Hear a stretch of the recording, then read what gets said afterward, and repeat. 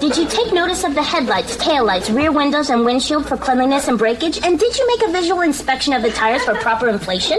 Naturally. Is there anything else? No, that completes our pre-driving checklist. Good. Now, your body position is very important. Sit erect with your hands at the 3 o'clock and 9 o'clock positions on the steering wheel. What are you doing?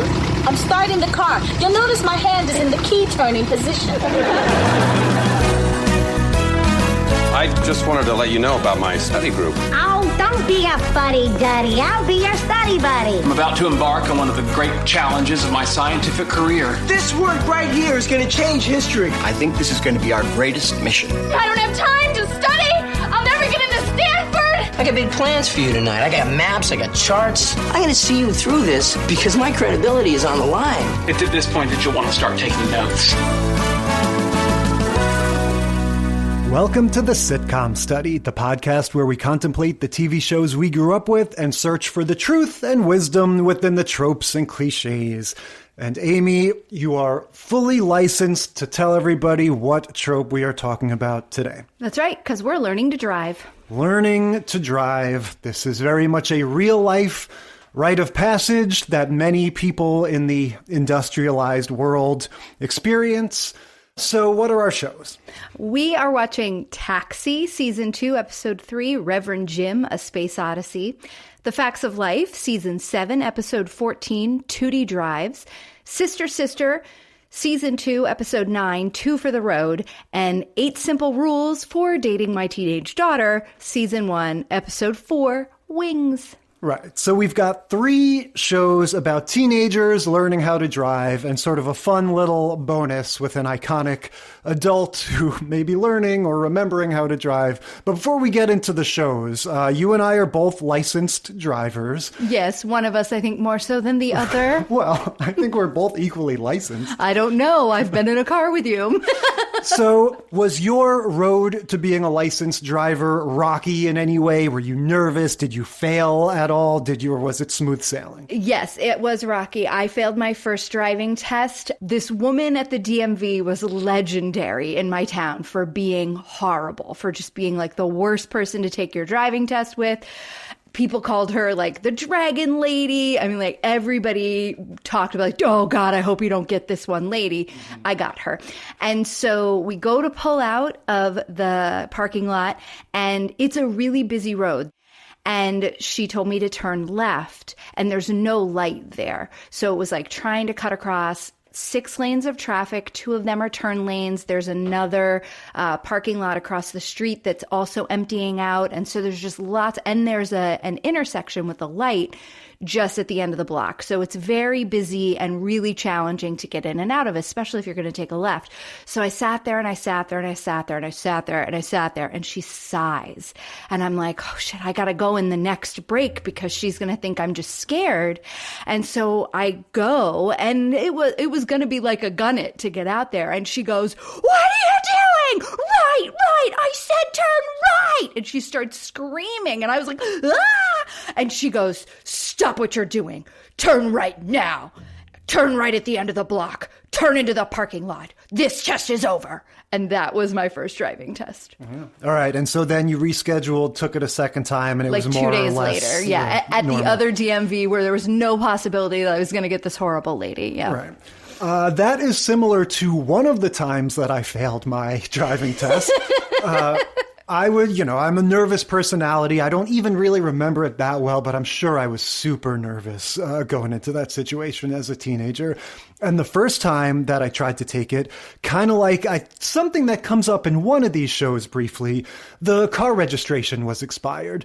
And, my dad is as much of a goofball as me and did not bother to, take note of that or care about that when, he took me to the test. So the guy took one look at the car and said, I can't administer the test in a car that's not properly registered. And that was that. And then the second time was kind of a similar situation. I was making a left turn at a light with oncoming traffic, and I don't really remember the details other than I hesitated. I think I hesitated, maybe like stopped and started or something, and the guy freaked out, kind of like your person, and yelled at me and said, you're being dangerous. And, looking back on it, because I felt sort of wronged. I felt like he overreacted and I don't know, I'm just being considerate and letting the people go. But the fact is, I'm sure I came across as uncomfortable driving. And given the gravity of, how dangerous it is to drive, I actually think, given that you only have 15, 20 minutes as a driving administrator to observe these kids, if they seem nervous and not quite ready, yeah, it makes sense to say, come back another time. Yeah, maybe not yet. That's so, you're so nice, upon your reflection, being like, wow, it probably was a little bit of me for sure. Yeah, and I get 30 years is enough time to get over it. Well, not for me. She was still very, very wrong. And the one thing, though, that I can't quite wrap my head around is I thought she told me to turn left, and she swore she never said the words left. She said, she was like, I told you to turn right from jump. And I was like, never heard the words right. So I don't know if she misspoke or I misheard, but I felt very wronged because I was like, you said left, not right. Yeah, and we'll never know for sure. All right. So these shows, like I said, we're going to get to our 3 pretty sort of solid of a piece examples of teenagers learning how to drive. But first, we have this fun episode of Taxi, which is the introduction, or at least the sort of introduction as a semi-permanent character of Reverend Jim, Christopher Lloyd's character. Yep. This is an episode that I feel like is famous beyond its, beyond even the series itself. Absolutely. One of the most iconic. Yeah, it's the highest rated episode of Taxi ever. And Jimmy Burrows says it's the funniest episode of television he's ever directed. Yeah. So truth be told, the trope that this really falls into better is introducing a fun new character in the second season to kind of spice things up. But as it is, we do get a lot of DMV action in this. Right. So I feel like it counts. And it's classic. I mean, you want to talk about a classic show? This is it right here. We get Louis, Danny DeVito's character, gets drugged and sings a little song, I mean, the whole episode is wild and hilarious. You have Christopher Lloyd at his absolute best, he's amazing. Just amazing and so funny in this episode. Yeah. So it starts at the restaurant. The whole gang is in the restaurant. This isn't going to be a B, and C story thing. We're pretty much going to have the whole gang together just kind of going through this story. Yeah. So they're all celebrating Tony's win by default, right? Tony is a boxer in real life and in all of his sitcom roles. So he won because what? The guy passed out or something? The guy tripped or slipped on the ropes getting into the ring and knocked himself out. He slipped through the ropes or over the ropes and getting into the ring and knocked his head on something. And so that was it. He was out. And so he won by default. And the owner of the restaurant, waiter at the restaurant, gets a funny little line where he says, "Oh, we're celebrating because you won. Yay. Okay. Beer's on me," or whatever. The first pitcher's on me. And then he hears the story about how he won by default, and he was like, that'll be $3. Yeah. So they're celebrating nonetheless, but they pretty quickly spot Reverend Jim. Christopher Lloyd walks in, and they all say they recognize him because he officiated Latka's wedding. Right. So, of course, I'm wondering, was this an episode? Did this happen, or this is just an off-screen thing that they made up? Because to me, it was a coin toss. I could believe either one. So this episode actually happened. Okay, so there was a guest appearance by Christopher Lloyd. And Carol Kane, who played Latka's wife, Mika or something like that. It's very similar to Latka, but it starts with an M. And and that happened in season 1. Okay, so they're spotting him again. Oh, look, it's that guy, Reverend Jim. They kind of call him over. And he's just hilarious from the jump. Just the little mini decisions that Christopher Lloyd makes. When they ask him, how you doing, Reverend Jim? Oh, good. Do you recognize us? No. And just the way he says no is really, really funny. Just everything about it. Just these weird ways that he tosses off these lines. He also looks amazing. Yeah. He is really sexy. It's one of the youngest I've ever seen him, except maybe One Flew Over the Cuckoo's Nest. And he just has this ruggedness to him, but still all of the Christopher Lloyd weirdness that I'm this guy, I'm on board. Yeah. Well, and that's the thing. I didn't realize that the Doc wig when in Back to the Future was really a wig because I just assumed that he was kind of like an older guy by then.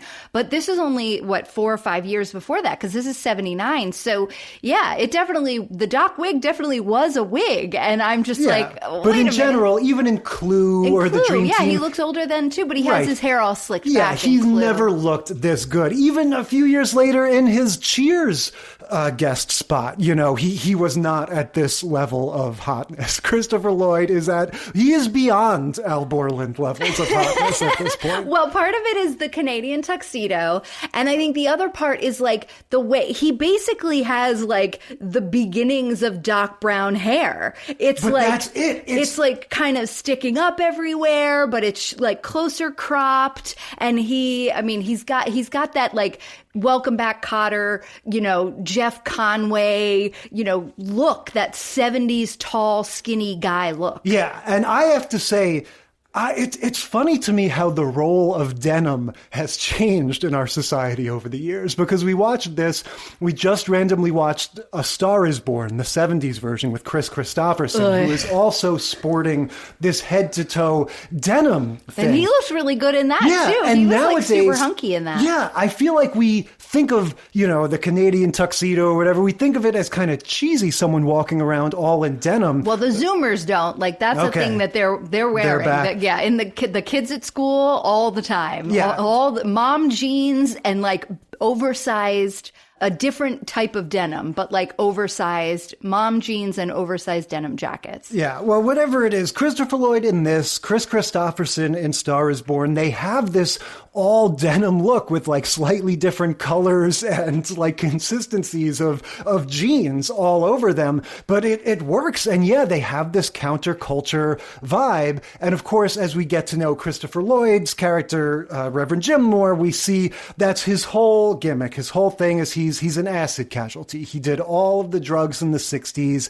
And, you got to think at this time, late 70s, that this show is coming out, this is still a fun stereotype to sort of mess around with. Yeah, and I was surprised. I had not really...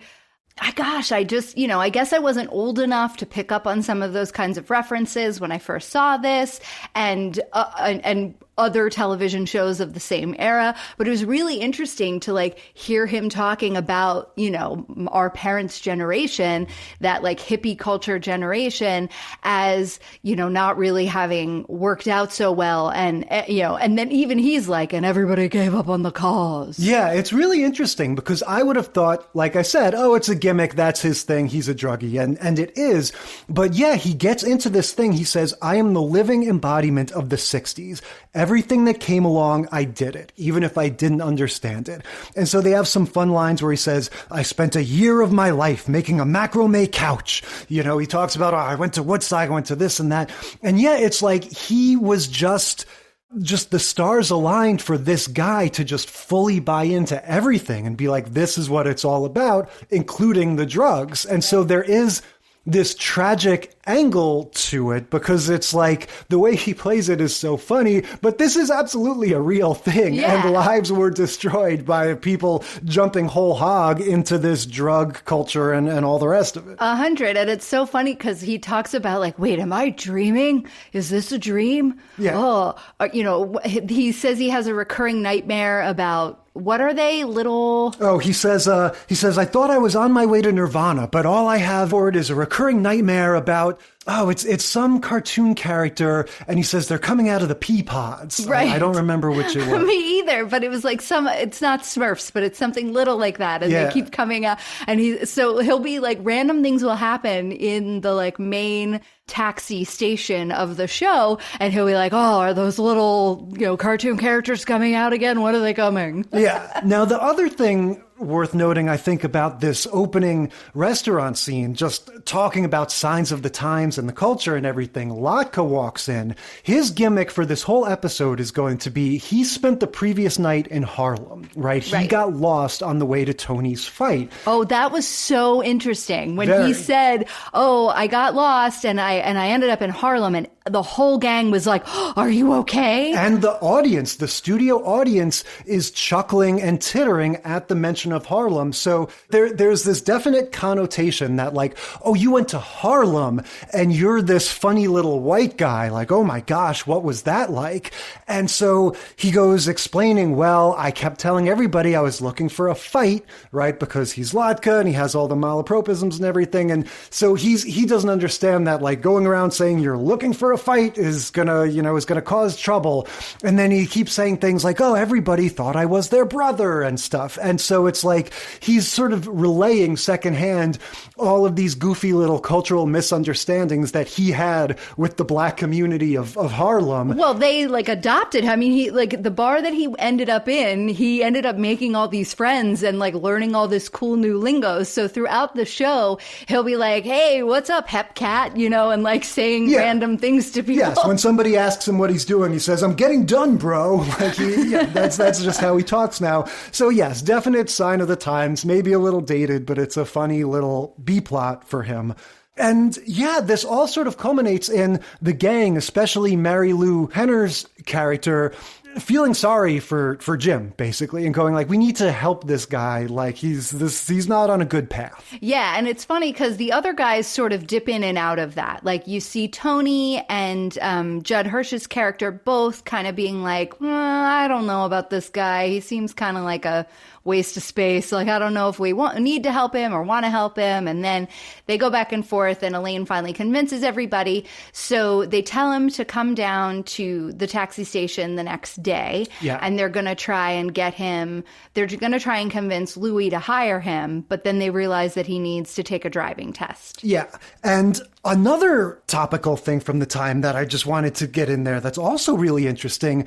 Tony Danza's character calls out Christopher Lloyd for being a draft dodger or being anti-war. You know, he's going on about... I thought this was really well done. Yeah, it is. He's going on about like, I spent all my time protesting that stupid war. And so Tony Danza kind of perks up at that and goes like, hey, he says, me and my friends, he says, they're all those guys were risking their lives and, fighting overseas so that bums like you could stay back here and sit around and do drugs and protest. What do you have to say to that? And Christopher Lloyd just immediately goes, thank you. And the whole audience laughs, but it also is there's this applause and this laughter of like, it actually like successfully plays both sides where it's like, we do respect our soldiers and they should have our gratitude. But also, you know what? It's kind of funny that he stayed home and did drugs. Right. It's going to take a little while longer before we are able to elect those draft dodgers to the presidency. Yeah,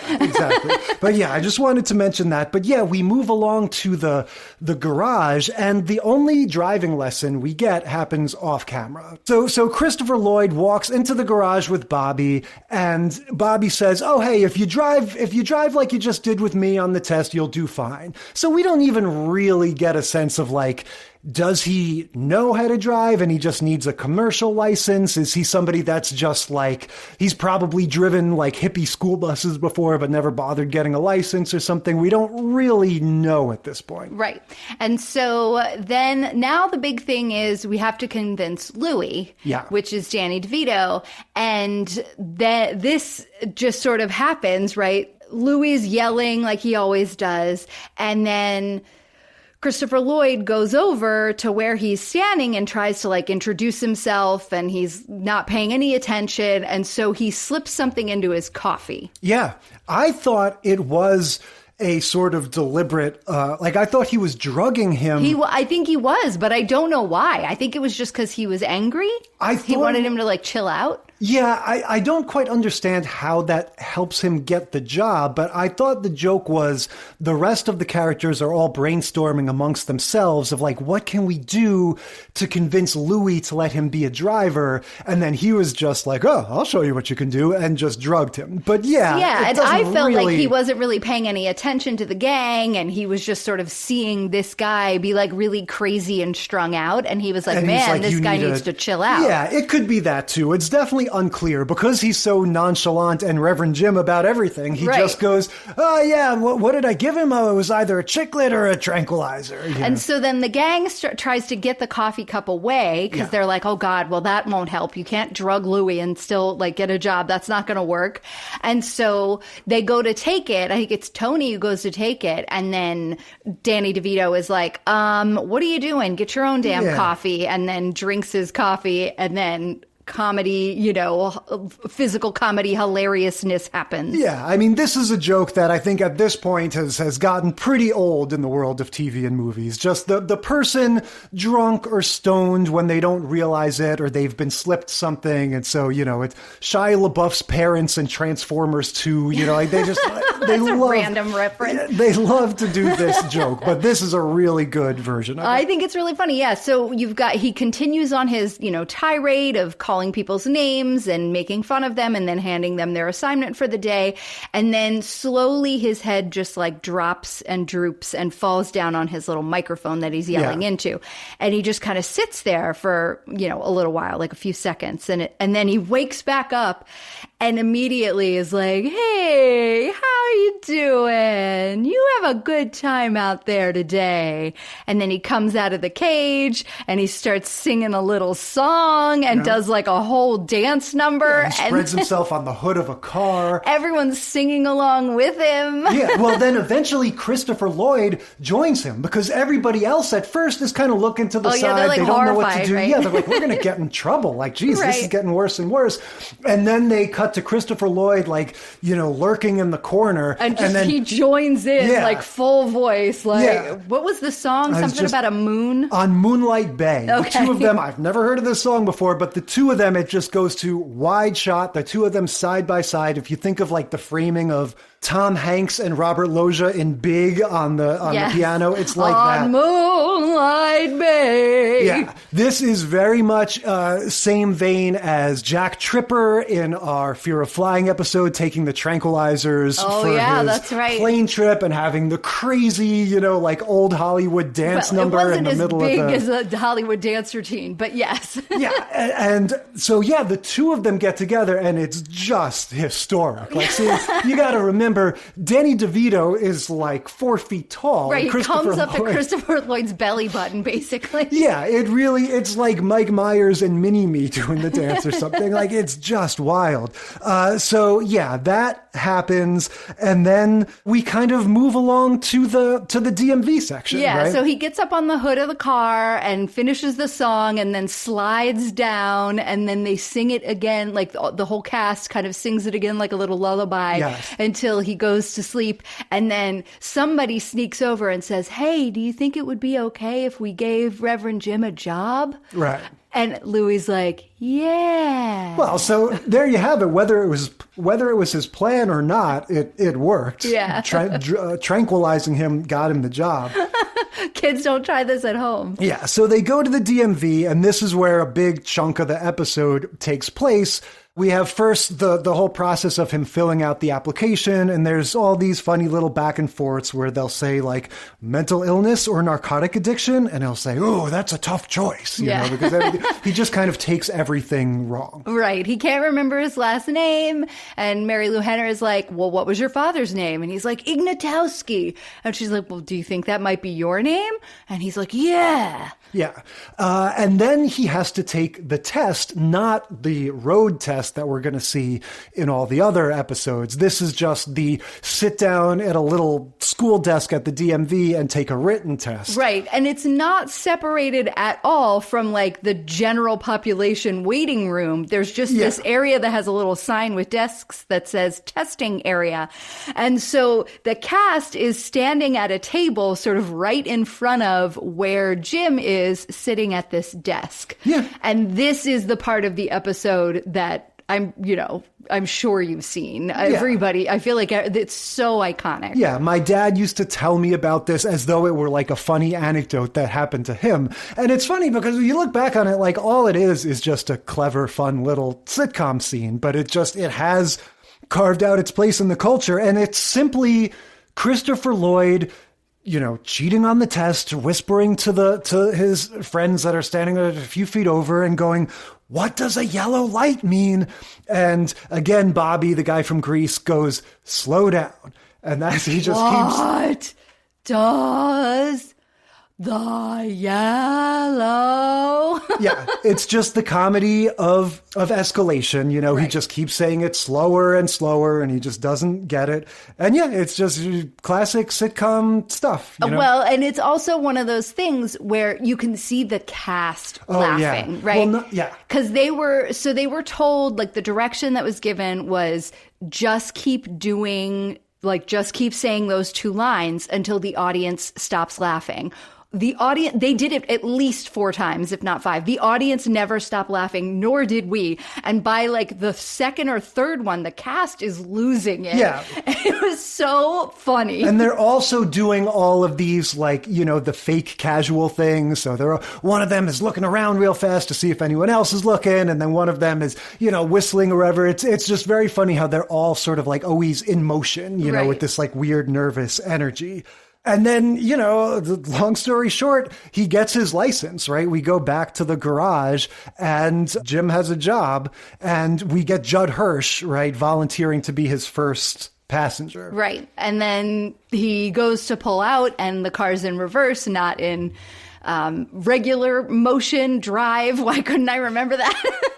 He goes and he backs up into one of the garage doors, and that's fun too. You can see, so they actually have that happen, and so that is how you can tell they're kind of in a studio. Like you can see like camera marks on the similar, floor. Again, to the Olympic marathon inside the Laverne and Shirley house. Laverne and Shirley, yeah, where sometimes to do these crazy scenes, they have to pull out a little further than they'd like to, and you can see the edges of the set. Yeah, it's fun. Yeah. And so he backs up and like into this garage door, and we can see sort of outside in quotation marks.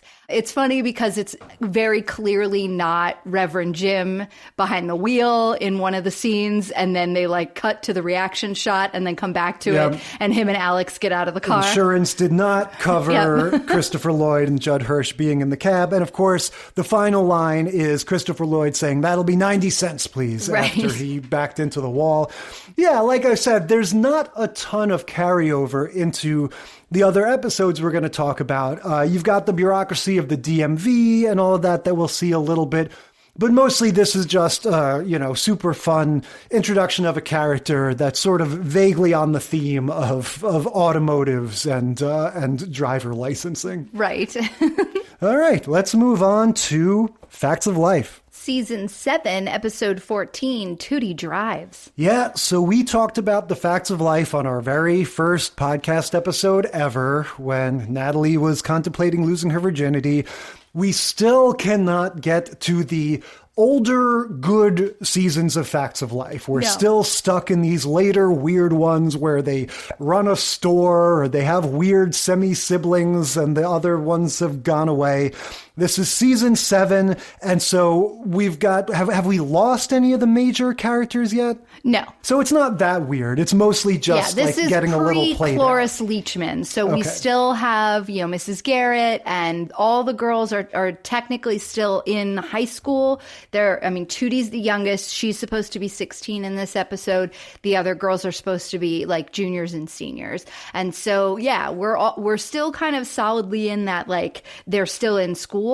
But gosh, they just look, Tootie, Kim Fields is legitimately 16 in this episode, but you could have fooled me. She looks like a grown-ass woman. Yeah. And so do all the other girls. Yeah, it's season 7. So this episode is going to be about Tootie learning to drive. Like you said, she's the youngest. And it starts with, and this is going to be another, recurring subtrope, she's waiting for her learner's permit. Right. We get a lot of permit versus permit pronunciations across these episodes. But she's waiting for it to come in the mail. Now, I'm pretty sure when I did that stuff, they would give you something like a temporary card then and there at the DMV when you took the little written test or whatever you had to do to get the learner's permit, right? You didn't have to wait. This is before the learner's permits or even driving licenses were cards. This is when they were just like handwritten pieces of paper that had your name on them. Yeah, but just for some reason, I remember them always giving you some temporary thing then and there. there, like in case you wanted it right away. But in any case, it does eventually come in the mail. And so now she needs a car and she needs a licensed driver to help her, to get take her to around. practice. Exactly. And she doesn't want to take driver's ed because it's not available until the next semester, and she'd have to wait another 2 months, and she already had to wait a bunch of time for this permit to come through.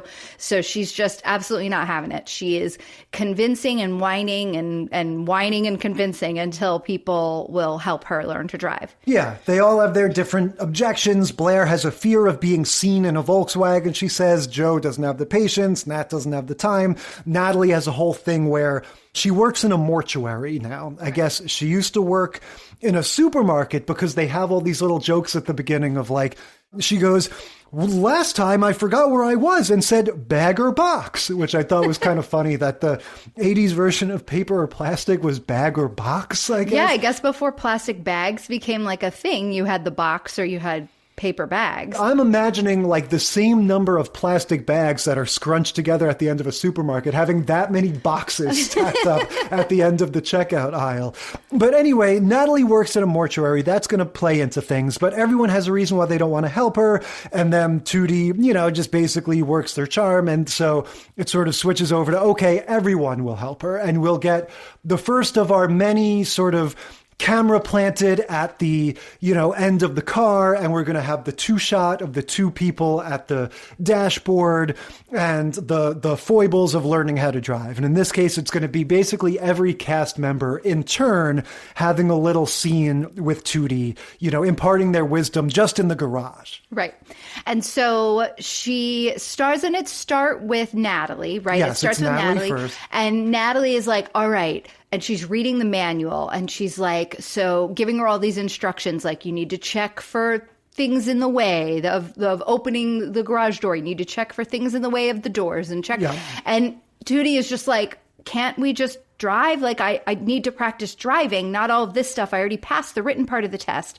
And she was like, do you want me to teach you or not? Yeah. And so everyone is just being very like, okay, we have to start from the very beginning. Well, yeah, it's like they all have one thing that they're obsessed with that is like beside the point, or right. Not necessarily even one thing. But yeah, Natalie is like, we must inspect the tires for proper inflation. And of course, when you get to Joe, she's like, there's 10 systems of a car. You got your steering, your transmission, your exhaust, right. Like she's going to mechanic school or something. And then they even have Mrs. Garrett come in. And then even, I guess, as a joke, they have little Mackenzie, the 12-year-old kid, with her for a while, imparting holding his up wisdom. Street signs that he's made. Yeah. And he's like, all right, what sign is this? And she's like, I already did this part. He's like, I took forever to make these signs. You're gonna guess what they are. That's his contribution. It's kind of fun the way they string together the dialogue. So it's a little bit like the part in Austin Powers where it's like, it looks like a giant Johnson. And then it cuts to the next scene. Like they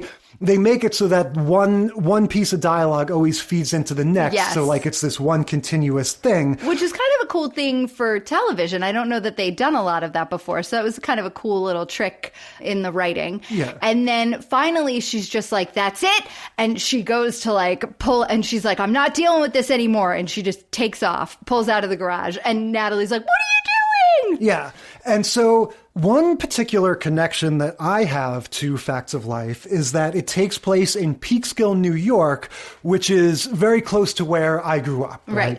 But it was definitely not filmed in Peekskill, New York. It's filmed in California. Which you could tell by the blue street signs. By the palm trees, by so many things. Yeah, they start doing these exterior shots. And we talk about it all the time, how we love the sitcoms that are your good old-fashioned multi-camera sitcoms where you're planted in a living room set or a kitchen set and it has that vibe to it.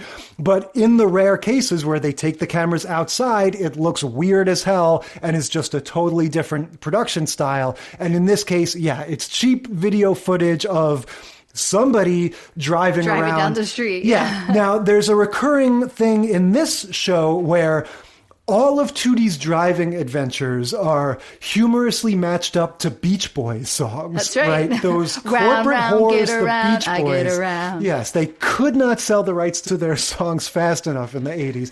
And so we get they had to pay for Brian Wilson's drug problems. Yeah, I guess so. They have like 5 or 6 of these needle drops where, you know, whenever they show her driving, they match it up with a different song, whether it's Dead Man's Curve for one of them when they're showing her go around a turn or whatever. But just like you and me, Tootie fails her first test because we see the newspaper thing come on the screen that says Peekskill Press with the headline, Tootie fails. Tootie fails. And I was confused because her failing wouldn't be front page news. So I'm like, is it a just joke? Being funny. Right. Yeah, it was just a joke. But I guess I was confused at first if this was a fantasy. Like, this seemed like the kind of thing that would happen in a pink bordered Saved by the Bell fantasy sequence because she's worrying about failing. Yes. And because it happened so quickly and the general like narrative storytelling skills on display here aren't always so rock solid,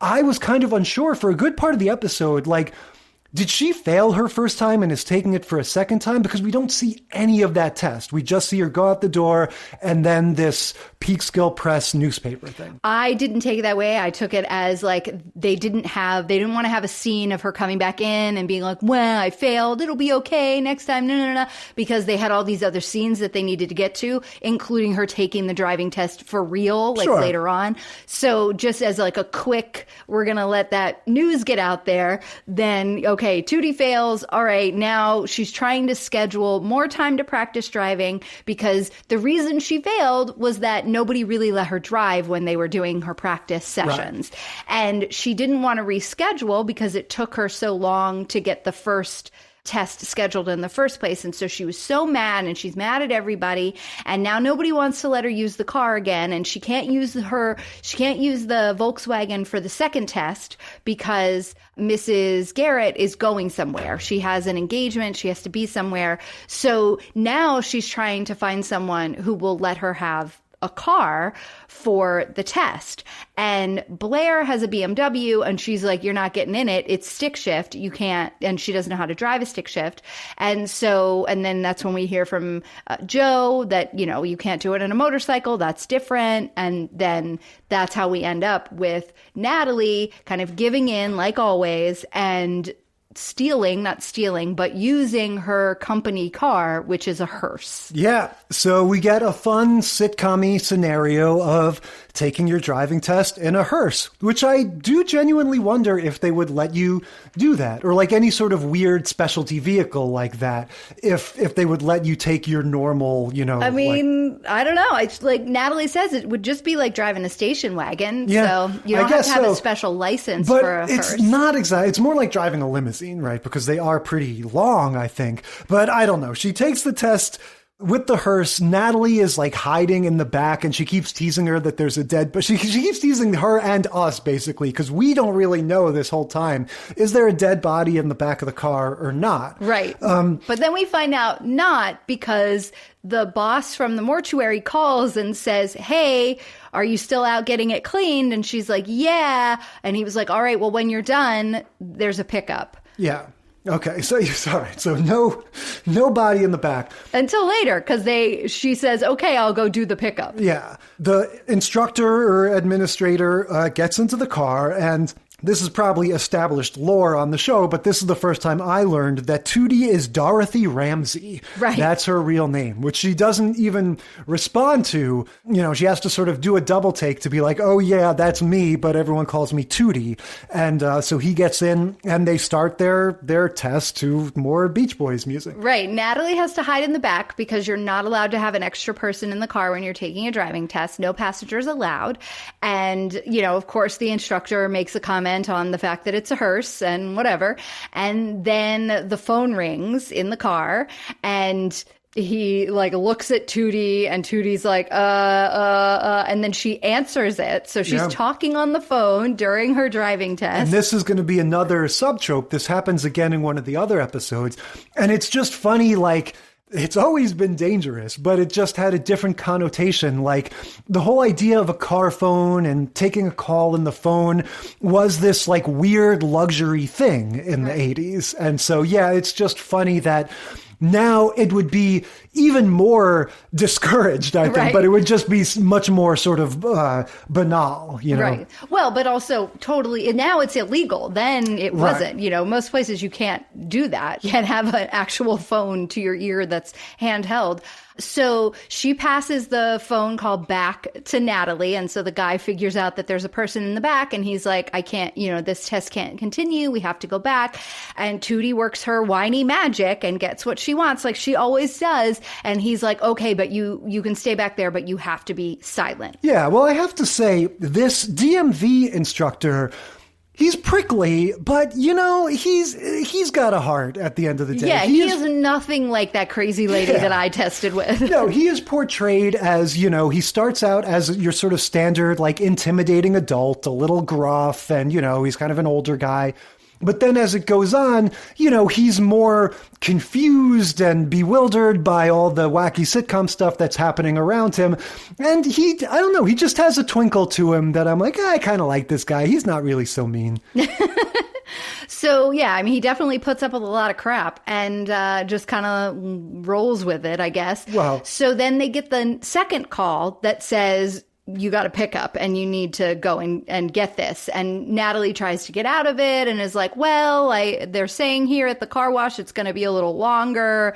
And okay, all right, I guess we'll go. So then Tootie's like, we have to go. Please, we can continue the test on the way there. And somehow convinces this man to let the test be this random drive to this other location to pick up a dead body. Yeah. And then we get like hitchhikers or like a group of people at a disabled car, you know, like a family on the road that needs help. And so this reminded me of the part in Dumb and Dumber where they're picking up more and more people and they're singing the Mockingbird song in the car. Like it just, those funny jump cuts to the next scene where there's like twice as many people stuffed into the same, you know, little front seat of this hearse. And this poor DMV guy is just like, oh, I'll get a load of this. And you got this whole family in there. Well, and so Tootie convinces him that they have to pull over for these stranded motorists because page, you know, whatever section, whatever of the driving manual says that it is your responsibility as a responsible driver to help, you know, or bring assistance to any person on the roadway, stranded, whatever.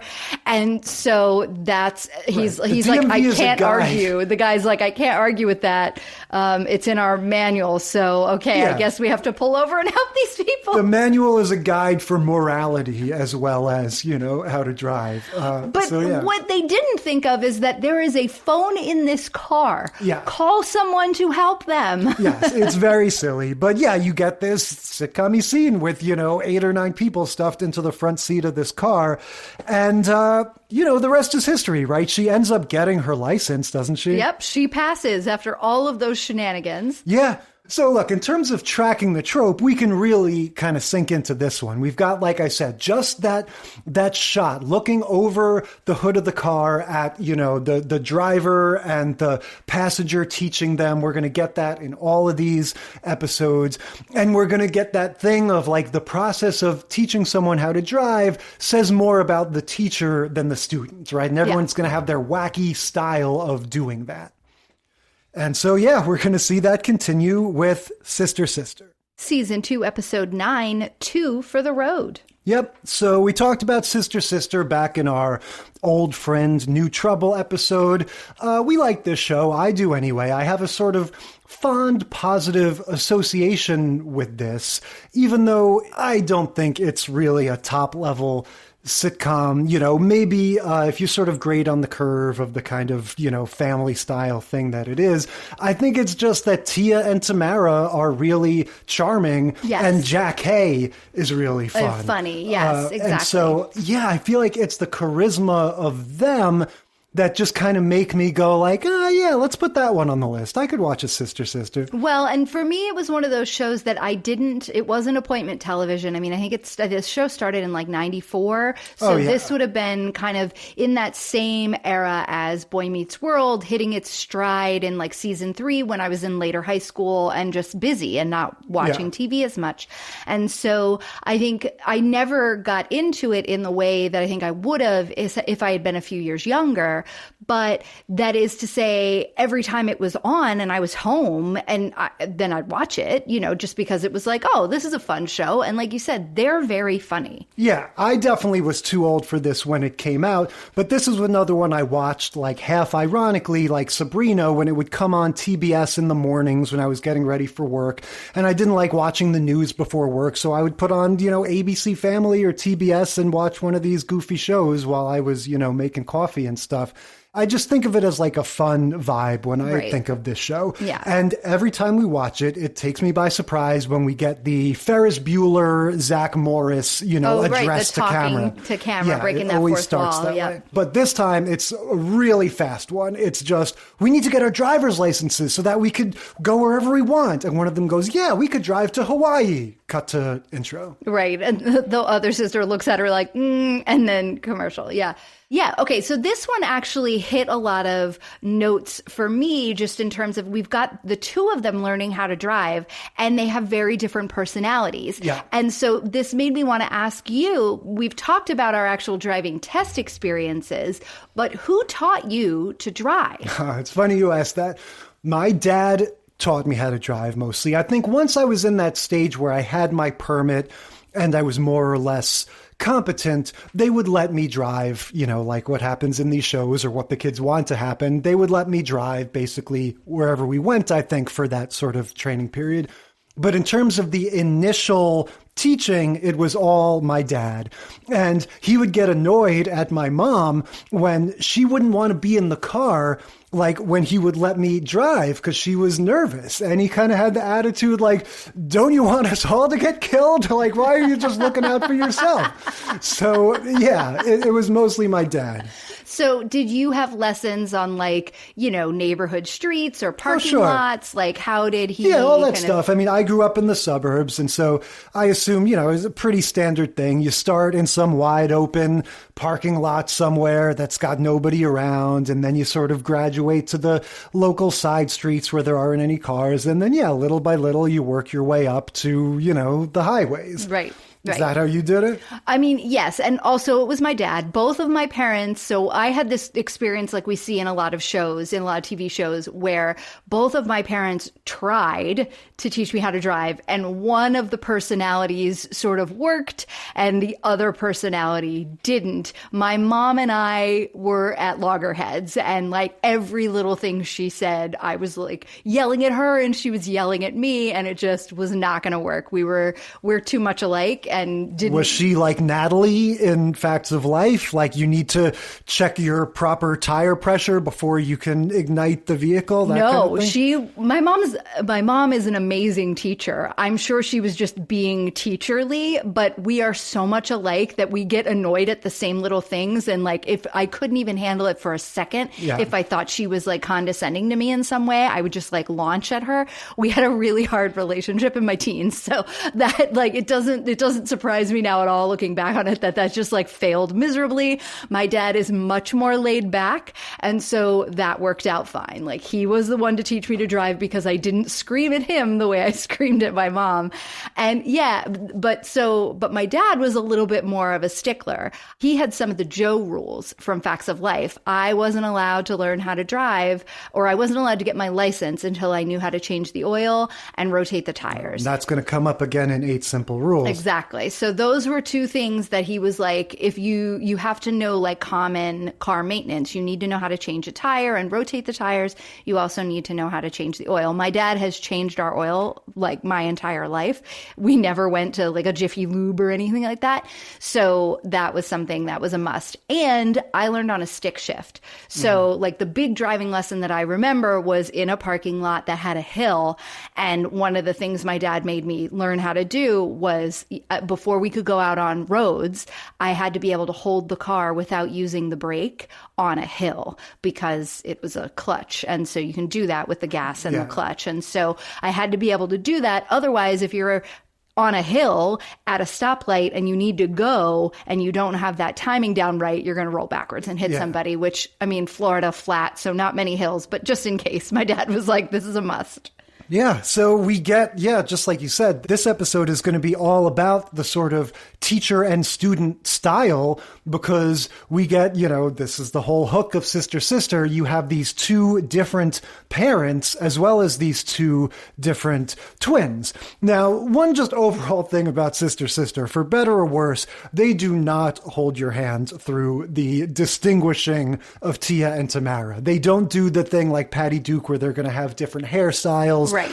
They dress differently, but not that differently. I really like their style. One of them has like this Che Guevara type look where she's got the long coat and like the beret. The other one has the bucket hat. So they have a very similar sense of style and they are very much identical twins at this point. So it is tough to figuring out who's who.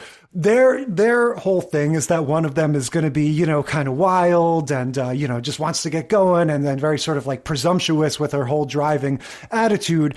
And one of them is going to be super nervous and timid. And meanwhile, the dad is also nervous and timid and the mom is Jackée. Right, exactly. So you've got, but the kids are the opposite, right? So Tamara, the one who has the dad in this, she's the one that is like, let's go. I just want to drive. She like steps on the gas. She drives really fast. And Tia, who is Jackée's daughter in this, is scared. She doesn't want to go over 20 miles an hour. She's got people honking and yelling at her because she's blocking traffic by going so slow. And her mom is like, come on, you just need to go. You just need to try. And Tamara's dad is like, oh my God, slow down. Oh my God, oh my God, oh my God, oh my God, freaking out. Yeah. And so they decide that the best way to teach the two of them is that they swap. So the dad is going to teach Tia and Jackée is going to teach Tamara. And then they go to this like big empty parking lot and they have this great overhead shot of the cars kind of circling around. Yes, continuing the tradition of having randos drive the cars that look nothing like the Absolutely. people. Well, but I was like shocked at the precision driving they were doing in this It's like a scene. figure eight. Yeah. They were doing concentric donuts. And like, so the one was, inside the other one. And I was like, that is really hard. Like they're going to crash. Like professional drivers would crash if they were trying to do these like concentric circle exactly donuts. What happened. And they did. Yeah. So totally continuing this trope of, just shuffling through, like we get a little bit of this person teaching, a little bit of that person teaching, totally continuing the trope of the exterior shots looking wildly different than the interior shots, even more so in this case because Sister Sister is a newer show. So the homebound parts of it just look nicer and then these exterior shots look crazy. Well, yeah, they're very clearly on some like studio backlot behind like a big, warehouse building. That's where they are. It's funny. Yeah. And so one of them is being taught in the limousine, right? Because they get a phone call just like in Facts of Life. There's a phone call moment. So the dad owns a limo service, but he himself just has a nice car. But there is a phone in that car. Okay. I don't know if he also uses that as like a black car service, like that car as a service vehicle. But he does. He's the more well-to-do business owner. He's got the nice car. There's the jokes about his car talks. There's this like, please open the door. Yeah. Please put on your seatbelt. Whereas Jackée just has to provide her own. The car is now disarmed. Yeah. But so he has a car phone in there. So I guess the joke there is that Tamara gets calls from her friends while she's trying to learn how to drive with him. And it's just like, oh, you want me to pick you up at the mall? Sure, I'll pull a Yui. And, so that's... And he's like, no, Yuis, no. Yeah, so that's the sort of car phone humor in there. While we're on Ray's limo service, we should mention there's an ongoing B story here that is going to work its way into the A story. And boy, are we in this very specific moment with our sort of sitcom grappling of the gay and lesbian world and like how we're going to look at them. Basically, Ray's limousine service, his ad that he bought in the Yellow Pages says gay limousine service. Yes. And so he's all put out about that. But the jokes, there are no jokes that are particularly homophobic or harsh. No, it's weird the way it sets up, because when the Yellow Pages get delivered and he reveals this, it's gay, gay limousine service or whatever. And he and Jack A have this scene where he's horrified and she's laughing at him, and they don't go further than that. They just sort of let that lie. And I'm sitting there like, oh God, where's this going to go? Yeah. Oh God, oh God. And they just let it lie, but it definitely tees it up and it gets the laugh of gay. Oh yeah. And that first scene, they don't dispense with it that quickly. Like there's a extended exchange because there are jokes about him going like, I need to call the company and get this straight. I mean, get it corrected. You know, when he talks about like, oh my God, my mom gets the Yellow Pages, and there's, oh, and Jack Hay says, was she overbearing? Implying like maybe that's why you're gay. So there's a lot of what I always call the snickering attitude in the 90s, especially the late 90s, where like we don't have a problem with gay people anymore. And we'll get to the police officer who comes and is presented completely like without any issues that I can see. Like it's totally, the messaging is fine other than the fact that we can't say the word gay without snickering, without it's laughing. Like that Seinfeld episode, like not that that's a bad thing. Yeah. And so you just see that all throughout the episode, that it's at this weird point where we don't really have any problem with gay people, but it's still going to be the entire B plot of this story is just that his ad says gay instead of Ray. Exactly.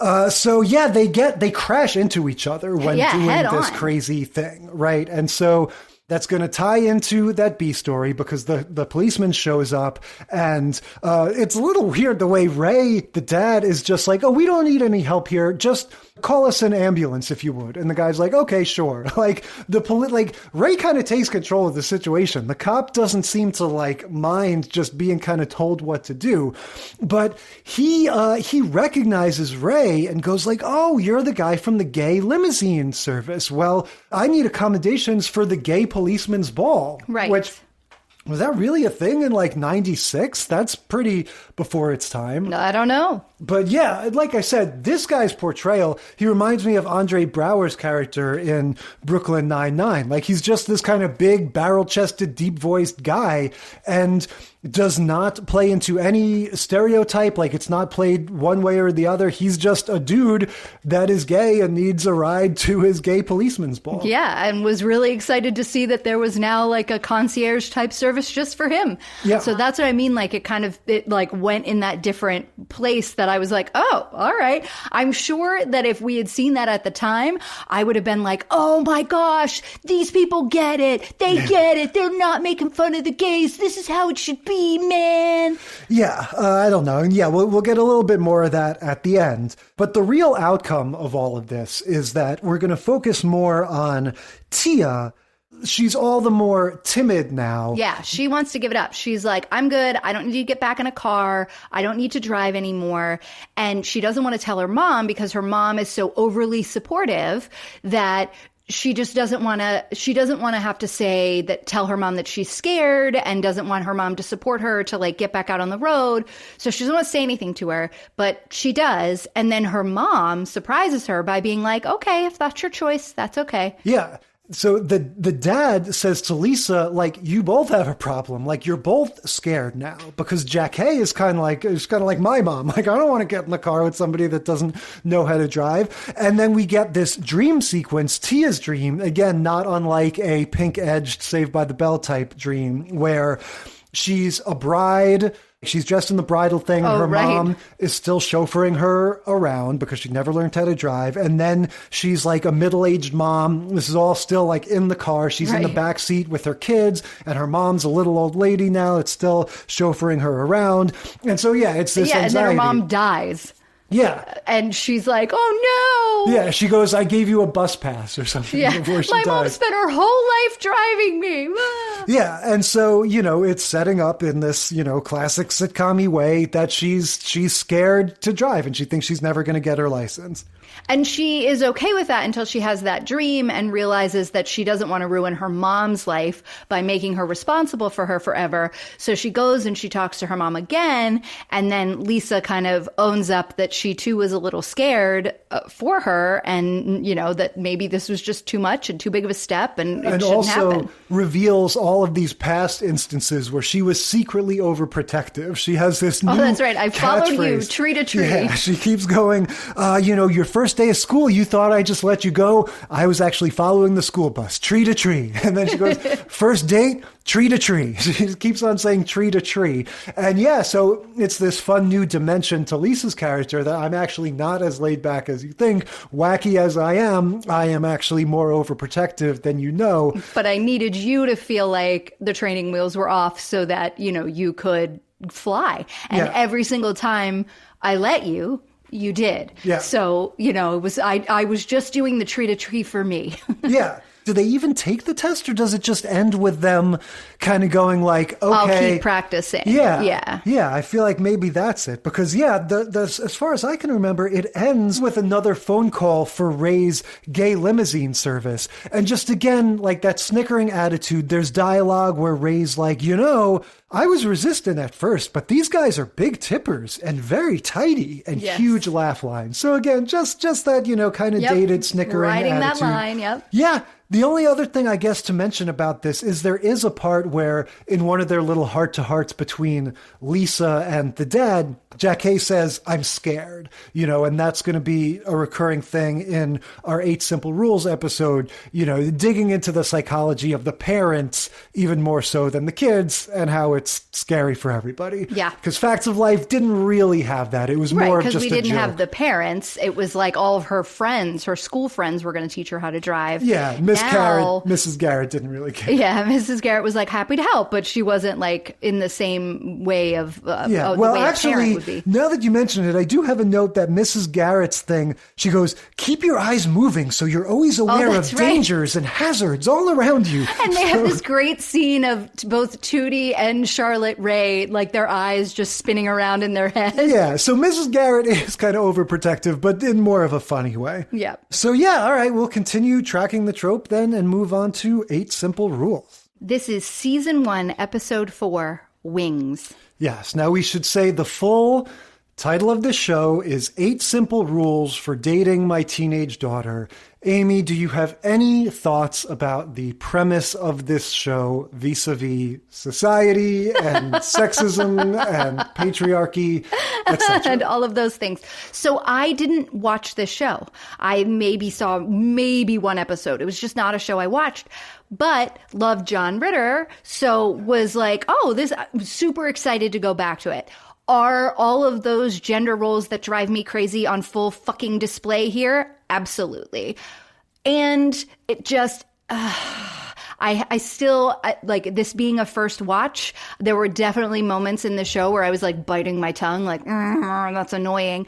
They set up Kaylee Cuoco's character as an idiot, and her dad has zero respect for her over and over again. That her is MO shown. is always get boys to do stuff for you. Or just get people to do stuff for you. So like that's kind of that. And he has zero respect for her. He has a lot of affection for the other daughter, so much so that like I wouldn't be surprised if these two sisters hated each other for real, not just in the like funny haha way that they were acting. And this is a straightforward biological nuclear family. Yes. There's no weird mixing and matching. No weird mixing and matching. He has a very strong preference and connection with the younger daughter. Well, they're different personalities. Yes. You're supposed to understand. You can tell immediately one of them is a serious-minded, creative type person, and the other one is a bimbo. Right. But she can't possibly be a bimbo because she is pretty smart. Like, you know, she's really able to kind of get the things that she wants and get it done.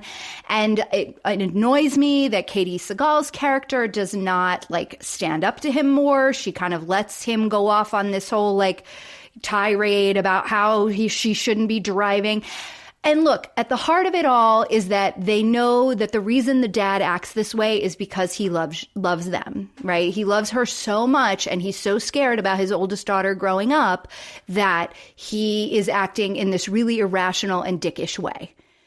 And he's just another sitcom dumb dad learning the lessons over and over again that we see, but yet he doesn't learn them because the show is called 8 Simple Rules for Dating My Teenage Daughter, with all the misogyny that kind of falls in line there. Yeah, just the weirdness surrounding the dad-daughter thing where it's like falls somewhere between the normal, like parents need to be parents and set boundaries for their teenage kids, and on the other side, this weird patriarchy and double standards that you pat your boys on the back for scoring with the ladies and you keep your daughters locked up in a little cell. Like, yeah, it's just got, it's dripping with all of that weirdness. What I immediately thought watching this was, you know, the whole spiel that I've given several times now about Michael J. Fox and his Family Ties character, that Alex P. Keaton role is inherently obnoxious and arrogant and unlikable, and his skill was bringing something to it beyond what the dialogue was, that you always knew there was this love and humor, and he didn't really mean it, or he thought he means it, but he didn't, or just, he just was able to say everything in this way that kept you on his side and made it funny, even if he was saying something sexist or wrongheaded or whatever. And John Ritter in this role, I think, is at least attempting to be exactly that. And I could totally see if Michael J. Fox's life had gone another way, he could have been in this role, I think. If he'd wanted to play one of these samey dad characters. Look, what it does that a lot of the other shows that we've talked about that are more about the husband and wife relationship, what this show does that those don't is that it has a heart. Yeah. And by the end of the episode, I was like, aw, even though like he said so many things throughout the episode that made me want to punch him, but like it was able to bring it back around either through his charm or the writing or just everything about it. Like this cast really loved each other, and you can see that from like they acted like a family that we were just seeing like a bad day or a bad week in their family, as opposed to it's always like this all the time. Yeah. The mom is Katie Seagal, former Peg Bundy, who is, you know, I feel like at this point she's almost like the Meryl Streep of like mediocre TV shows, you know, like she's really, really good. She's not necessarily always in the best stuff, but yeah, this has this characteristic to it where it does have a lot of heart. You're right. And at the same time, in this early 2000s pre-Me Too movement, it's like you see the last gasps of some of these attitudes that make it feel more dated than the Dick Van Dyke Show or something coming out, you know, in the 60s. No, it's like when... And this is much later than that. You know, a few friends of mine had some kids a few years ago, and I was out at a backyard barbecue over the summer visiting some of my friends, and one of the guys was talking with one of the other guys who had just had little girls, and they were like, yeah, she knows she's never going to be able to date until she's 40. And I'm like, you're gross. Yeah. It is 2022. What are you doing? Like, do not talk like that about your daughter. And kind of went off on my two friends' husbands because I was like, that's gross. Don't say that. It is just what you're seeing on display is the psychological phenomenon of a man wrestling with having to consider a female human being in a different way than he ever has before. Yeah. And it's, I guess, like sort of at the time maybe, but never really culturally okay for like the dad to put these stop gaps in place to like keep the woman from being able to grow up in the world. But it wasn't true the other way around. Yeah. If it's a boy, it's going to be like he's going to have the biggest schlong and he's going to get laid before anybody else. Or you have the joke that Jack A made, which is then it's the overbearing mother. Yeah. And look what she's done. She's ruined the son instead of, you know, this other way that like now like the dad is the conquering hero for protecting his daughter. The other thing I'll say about this show is that you got Kaylee Cuoco. She gives as good as she gets. Like, she does not put up with any of her dad's crap. And she knows that she's going to get away with it in the long run. She is like, yes, she's this bimbo character, but she is smart enough to go toe to toe with a grown ass man and be like, this isn't right. And you can't tell me that. Yeah. And I would assume, or at least hope, that this is going to be a Legally Blonde type situation where she's somebody who is dismissed as being a dumb bimbo, but is actually not, and that she has some chutzpah, substance but somewhere. I haven't seen it enough to know. No, me either. And look, she is gorgeous. You know, they have her always, this is like early 2000s. So they have her in the super low rise jeans, like the Tara Reid look, you know, the long, flat iron Britney blonde Spears. hair, and, you know, the belly button may be shown, but always the midriff, that space between your belly button and your pubic hair is definitely. always on display. Yeah, your pubes are on display. They just are not shaved off, there. right? Yeah. So it's got all of that going on. But again, at the center of this show is John Ritter. And so everything just comes out with this kind of laid back, just that John Ritter charm that, you know, keeps everything feeling light and fun. And so let's get into the episode. Same deal, right? We got the learner's permit. I need to learn how to drive. Somebody teach me. And, you know, same thing. Like, he's all uncomfortable. He doesn't want to go with her. There's this whole like side story. So the mom is trying to say, hey, this will be great. If she gets her license, she's going to be able to help us run errands and do all the things, like, you forgot to pick up the milk the other night. And he's like, what? I didn't forget to pick up the milk. And she's like, you know. Yeah, it's a recurring thing throughout the show is, yes, this milk that they keep forgetting. So, of course, when I was reading all about this, you know, John Ritter tragically died on the set of this show. About a year from when this episode was filmed, at the very beginning of season 2, they were filming, I think, like episode 3 or rehearsing for episode 4, and he fell out, had an aortic aneurysm and died, like right there on the set with everybody. And so when they took their hiatus and then came back for the season 2, episode 4, the story was that he had fallen over. He had this aortic aneurysm while out at the grocery store getting milk. As a tribute to this particular joke? Just as like that being something that was like full circle, you know, as part of the show. So when I heard that, and I was like, oh my gosh, that's like how he dies, you know, in the lore of the show, is that he was out getting milk.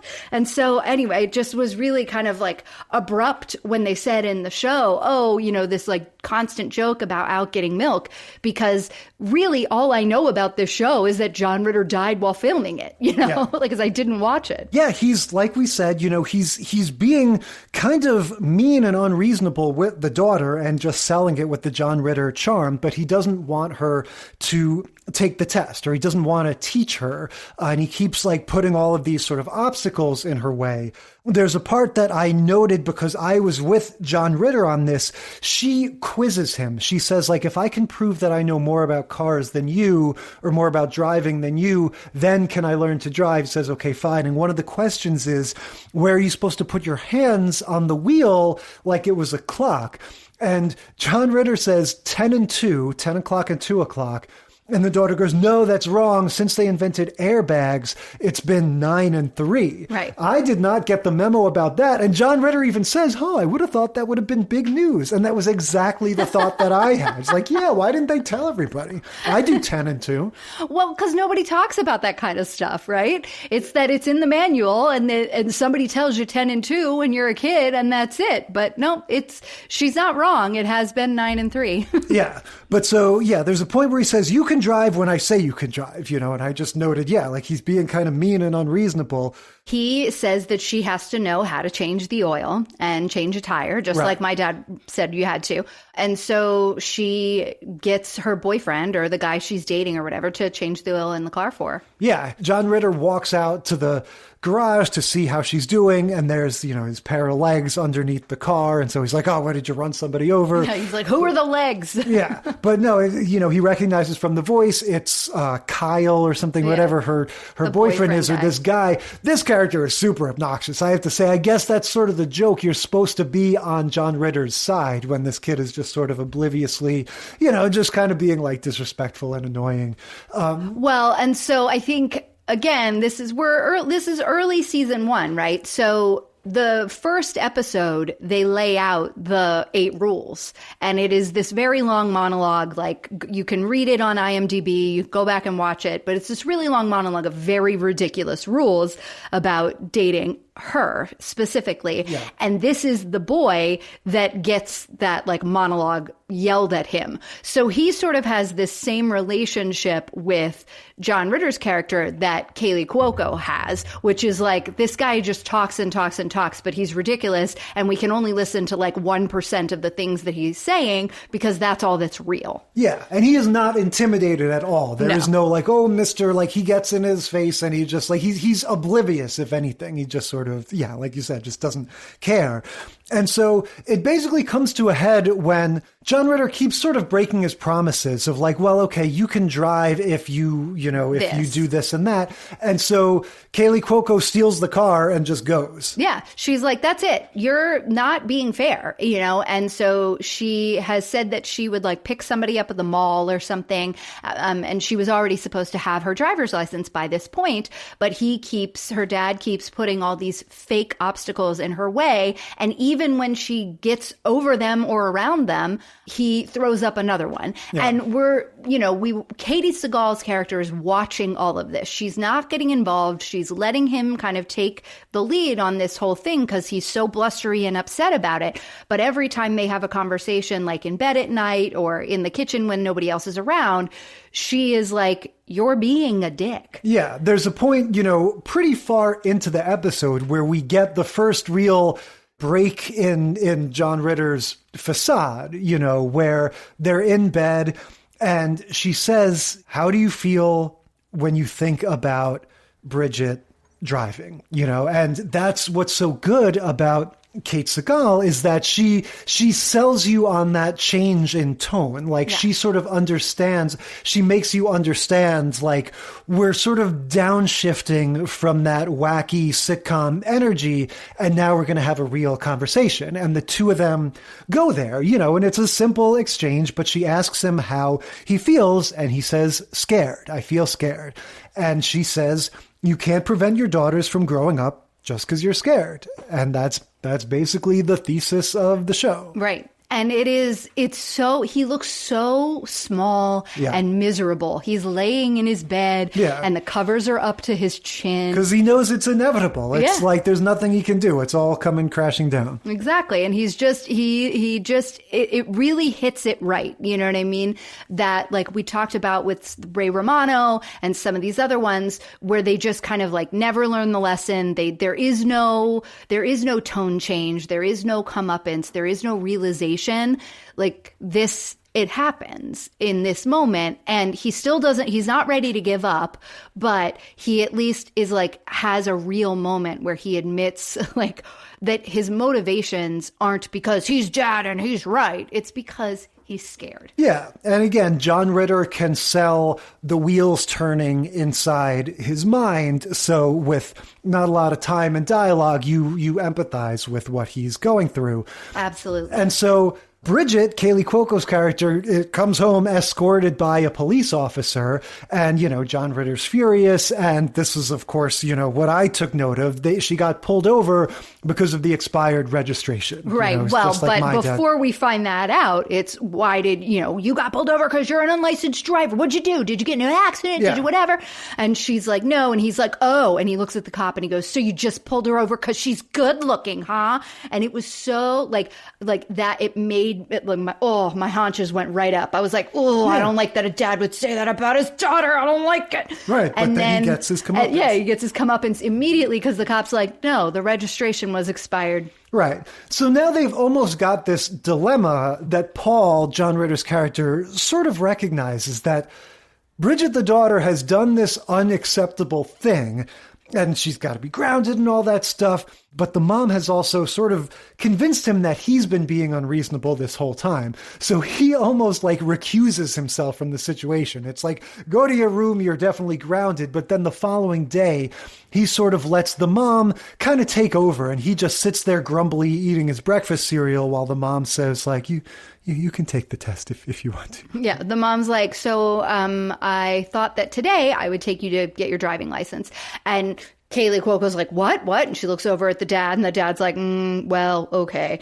And so and then they have the realization that, like, so she gets it, and they come back in the afternoon, and Katie Seagal's like, why don't you go to the store and get the milk? And John Ritter's like, yeah, because your mother forgot it yesterday. Yeah. So we get that back around again. And so it's like, once the Band-Aid is ripped off, he's happy and is okay with her running this errand. It's only the errand, though, because she's still grounded. Yeah. And then it ends with this flashback scene where John Ritter watches her pull out of the driveway and goes into this whole, this whole... like old dream sequence, but like a memory in black and white of him loosening the training wheels on her little bike and letting her go. Yeah. And so you have like, I don't know, a 5 or 6 year old Bridget, and then the younger sister is there playing nearby, because then when it sort of cuts back to the present day, she's in the passenger seat with Bridget as she's driving away.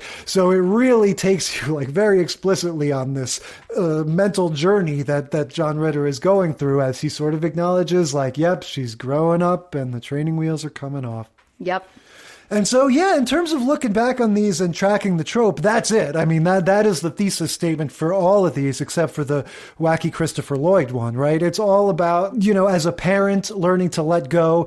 I mean, I guess Facts of Life was a little more just kind of loosey-goosey. It's just fun learning to drive and having a wacky adventure. Yeah, well, and not having the parents around, so you didn't have that angle of it. But it's interesting, like, the way the timeline of the shows played out. We had the adult who was just kind of getting a license, but kind of already knew how to sort of drive.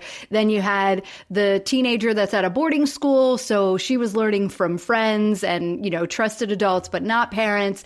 Then you had like the blended family, 2 different parents, personality things. And then you had like traditional family, dad freaking out. So it kind of moved through all the different ways that this might Well, and it also happen. It gets more serious. Like it starts out completely wacky. And then it gets more, it's almost like, even though, I don't know how the fatalities play out, but it seems like our society has gotten more like aware of the dangers. So like by the time you're at the most recent show, it's played as this much more bittersweet thing. Whereas back in the 80s, it's just like, driving instructors, they're weird and uptight, So as surprising as it might sound, my favorite is 8 Simple Rules. Yeah. I really loved that. I was choked up at the end. I loved the way that they were able to kind of show that story and allow us to like understand the psychology of this person who is acting in a way that would normally make my skin crawl and make me really angry. And like it did all, like I said, it did all the things that a lot of times these like big dumb dad shows don't do, which is allow him to grow and really see that moment of learning a lesson and recognizing something he hadn't recognized before. So for all of those reasons, that was 100% of the trope, my favorite. Then, if you just want to talk about best episode of television to watch, come on, gotta be Taxi. Yeah, I think that for me, the 8 Simple Rules one definitely has that heart to it, but I'm also seeing the death knell of the multi-camera sitcom in the early 2000s. Like I'm seeing this have its lunch eaten by New Girl and 30 Rock and just the better shows that are either contemporaneous with it or are just around the corner. Like it just isn't top-notch sitcom writing to me. It's top-notch sitcom acting, I think, with mediocre sitcom writing. And so, entertainment-wise, it's just like, John Ritter, his final sitcom hurrah, I'm fine with having watched it. But I guess I just didn't like it as much as you did. I feel like definitely Taxi is the masterpiece in terms of, just entertainment value and that iconic sitcom moment. And I also really like the Facts of Life, the whole second half of it. Like once she got into the car, just You know, that's what you want if you're turning on an 80s sitcom, is just like, let's give each cast member these little, 30, 45-second comic strip moments where they each do a funny thing based on their personality applied to this specific situation. Then we're going to bring in a funny, new character, some authority figure, and have some fun with that. Like, just, chef's kiss in terms of like the 80s sitcom silliness. Trying to do, and that show kind of had like three distinct parts. I mean, they all kind of have the 3 acts, but each one of the acts had something to kind of grab onto. Yeah. And it was funny. They did a good job with it. I forgot to mention, did you notice anything in particular about the 8 Simple Rules set? No. What other show is it the set of? It is the set of Sister Sister. Oh, wow. That's amazing. Good stuff all around. So much for learning how to drive. What are we talking about next week? Next week, get out your cement shoes because you're going to run in with the mob. We're going to watch Bosom Buddies, Season 2, Episode 12, The Grandfather. Alf, Season 3, Episode 13, Hideaway. Head of the Class, Season 4, Episode 25, Cement High Tops. And Everybody Hates Chris, Season 2, Episode 19, Everybody Hates Gambling. Yep, that's Run-Ins with the Mafia next week. And until then, we will consider this segment of the sitcom study concluded.